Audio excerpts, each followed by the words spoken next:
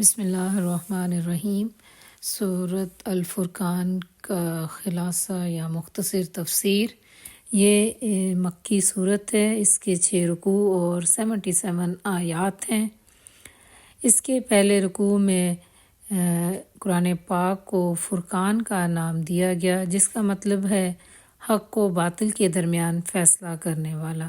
اس رکوع میں اللہ تعالیٰ کی عظمت کا اعلان کیا گیا ہے اور بتایا گیا ہے کہ اس کے ساتھ کوئی شریک نہیں، نفع اور نقصان کا مالک اللہ تعالیٰ ہے اور تقدیر بنانے والا بھی خود اللہ تعالیٰ ہی ہے۔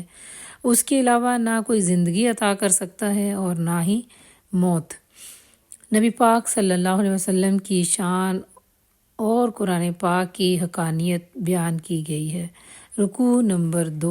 اس رکوع میں قیامت کا انکار کرنے والوں کے لیے بھڑکتی ہوئی آگ کا عذاب تیار کیا گیا ہے، جسے دیکھ کر جہنمی جو ہیں وہ اپنی موت کو پکاریں گے، اور پرہیزگاروں کے بارے میں بتایا گیا کہ ان سے ابدی جنت کا وعدہ کیا گیا ہے۔ جھوٹے خداؤں کی بے بسی کا ذکر آیا ہے۔ نبی پاک صلی اللہ علیہ وسلم کی ذات کے بارے میں اعتراض کرنے والوں کو جواب دیا گیا کہ آپ سے پہلے بھی جو رسول آئے تھے وہ سب بھی کھانا کھاتے تھے اور بازاروں میں چلتے پھرتے تھے۔ رکوع نمبر 3۔ اس میں دوزخیوں کا ذکر آیا ہے کہ ان کے اعمال اللہ تعالیٰ غبار بنا کر اڑا دے گا، اور جنتی جو ہیں وہ اعلیٰ مقام حاصل کریں گے۔ اس روز حقیقی بادشاہی جو ہے وہ اللہ تعالیٰ ہی کی ہوگی، یعنی اللہ کے علاوہ کوئی فیصلہ نہ کر پائے گا۔ اور اس کے ساتھ ساتھ منکرین کا بھی ذکر آیا ہے، جو کہتے ہیں کہ قرآن پاک سارے کا سارا ایک ساتھ کیوں نازل نہ ہوا، ایسے ہی لوگ جہنم میں اوندے منہ گرائے جائیں گے۔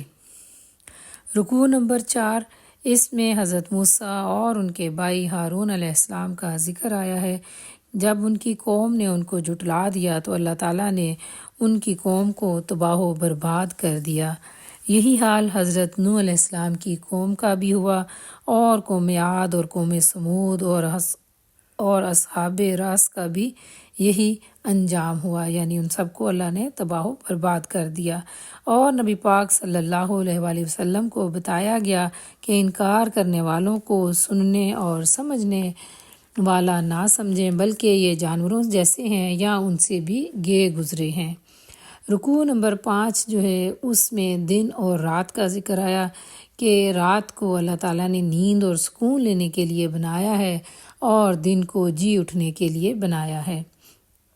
ہواؤں اور بارشوں کا ذکر آیا کہ بارشوں کے ذریعے جو ہے وہ جانوروں اور انسانوں کو اللہ تعالیٰ سے راب کرتے ہیں، اور اس میں 2 سمندروں کے ملنے کا بھی ذکر آیا، جس میں ایک کا پانی میٹھا ہے اور دوسرے کا کھارا اور کڑوا ہے، جو آپس میں اسی وجہ سے مکس بھی نہیں ہوتے، یعنی گڑبڑ نہیں ہوتے۔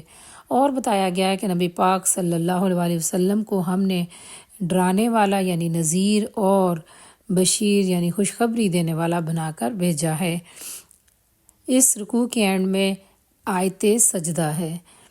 اور آخری رکوع جو ہے رکوع نمبر 6، اس میں آسمان کے اندر جو اللہ تعالیٰ نے برج بنائے ہیں ان کا ذکر آیا ہے، اور چاند کا ذکر آیا ہے، اور اللہ کے بندوں کی صفات بیان کی گئی ہیں کہ وہ زمین پر جو ہے وہ بہت ہی عاجزی اور وقار کے ساتھ چلتے ہیں، اور اگر کوئی جاہل ان سے الجھنا چاہے تو وہ اس سے نہیں الجھتے۔